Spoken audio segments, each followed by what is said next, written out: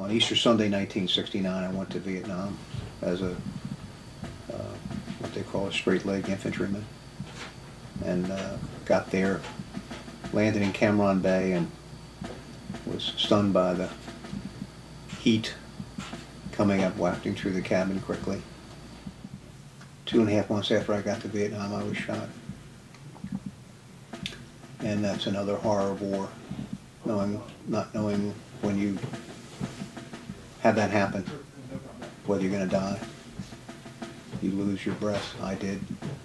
Your squad mates are looking at you with big eyes, and you wonder, well, how bad is this? Because instantly your life changed.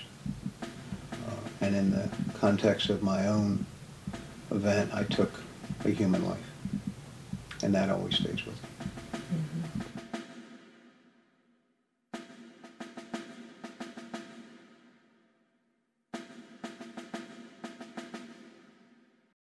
Well, I enlisted in 1980. I was getting ready to start my senior year of college, and I knew that I was not in any way prepared or mature enough, I think, really to go out into the world. I've had 3 deployments. I've been twice to Afghanistan.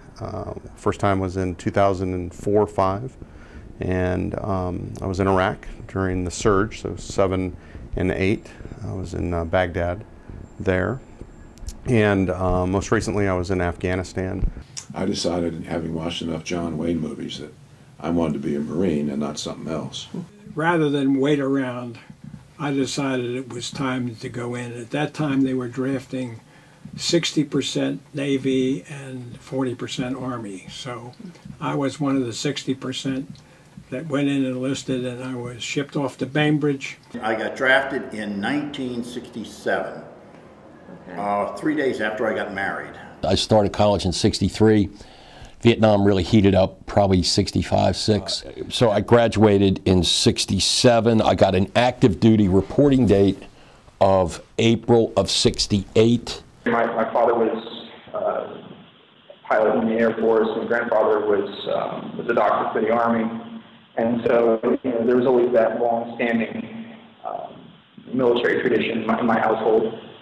So, in 2010, I joined the Army, went to basic training, went to officer candidate school, commissioned in December 2010. My father had been in the military, his father had been in the military, same with my mother's side of the family. I come from a family that's actually got a pretty rich history of service in all the different military branches. My grandfather, actually I have one granddad who was in, they were both in the Army, but one was in the Korean War, one was in Vietnam. My dad was drafted into Vietnam in the late 60s and served in Vietnam. And so when I got to be a senior in high school, I just really wanted to be part of that same history, you know. The Murphys have had, since they came here from Ireland in 1850s, have had someone serve in the Civil War, the Spanish-American War, World War I, World War II.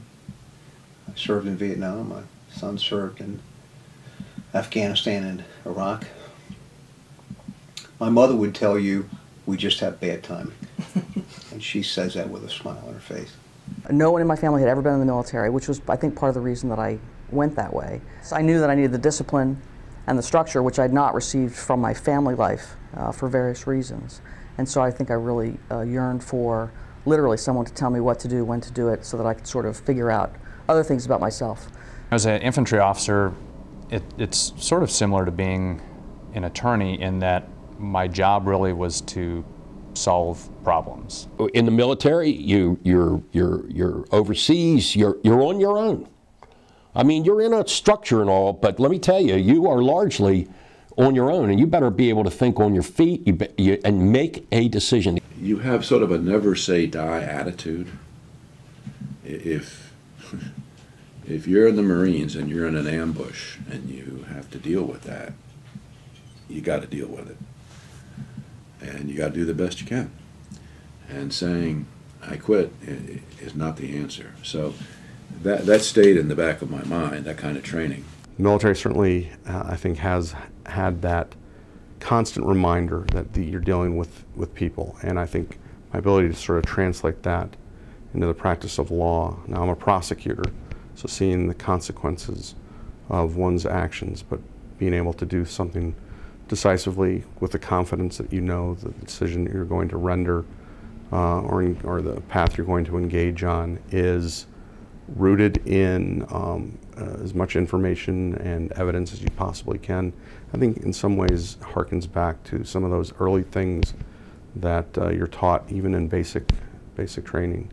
I think learning how to solve problems as a young infantry officer really helped me to understand how to better solve problems as an attorney, and really helped me to understand how to really ensure I understood my client before I started helping them with their issues. Every single solitary thing that happens to regular people happens to veterans, and sometimes worse.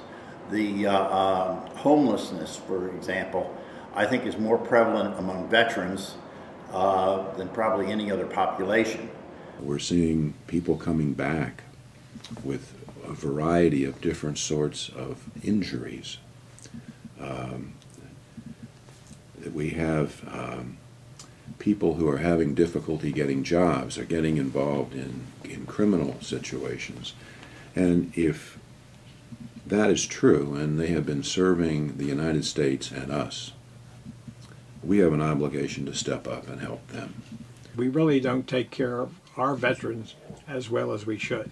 The medical care is getting apparently much better, but the rest of the benefits are lagging. It's very heavily preyed upon, especially in financial scams. There are landlord-tenant issues. I mean, there's a lot of just general military service that soldiers, especially young soldiers, who this is their first time away, that don't have sort of the life experience to handle that or to understand how to deal with that. When you go to the hospitals and see the wounds they've suffered, and then they've suffered other wounds that you can't see, it affects you. I don't suffer from PTSD, but I certainly have read a lot about it and spent some time learning about it. But and that may be a place where there's more education that can be offered through the bar, because it's not something where somebody walks into my office and says, "By the way, I have PTSD, and that's the defense I want to raise." That isn't the case. It always comes about as I find out that they're a veteran, and then I find out that they served and where they served, and then we start to talk about that because I have the same background, and it was almost incidental that I found out that, oh, this might be PTSD, and then, oh, by the way, yes, I have been treated for PTSD, or I've, participated in veterans groups, on PTSD. Arrest sheets now don't identify veterans. The Veterans Court is essentially just a separate docket, and where veterans would be identified and come in. There's a great opportunity with veterans courts to acknowledge that service members have really given something special during a period of total volunteer force. I think that's a coming aspect of the judicial system. It should have a lot of attention paid to it. The veterans' challenges are and can be unique.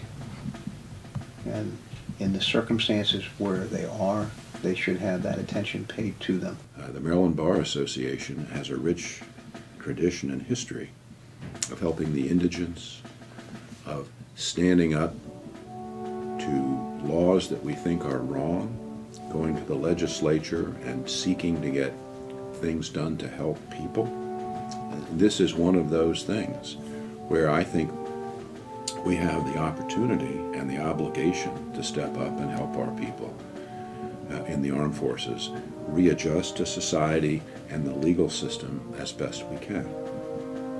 And I think that outreach is probably long overdue.